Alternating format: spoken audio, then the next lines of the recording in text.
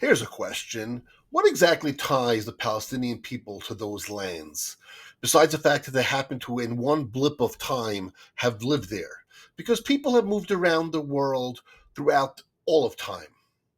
What connects the Jewish people to that land is the Bible, their liturgy, the theology, the thousands of times that it's mentioned in the Old Testament, the New Testament. It's even mentioned in the Quran, on their prayers. So we know what ties the Jewish people to that land. But what ties the Palestinian people to that land? They weren't from that land. They came to that land. And yes, maybe they've been living there for a few centuries. But why would that tie them to the land? Because when Jews were in refugee camps between 1945 and 1950, they didn't ask and demand to be returned to their homes.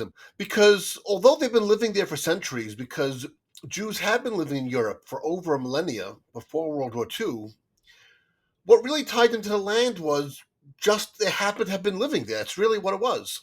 Nothing really tied them to the land except for they happened to have lived there. Before World War II, many European Jews did not leave Europe because they kept saying, this is our home, this is our home. And no matter how bad things got and the laws and anti Semitism got worse and worse, they still remained because this is my home.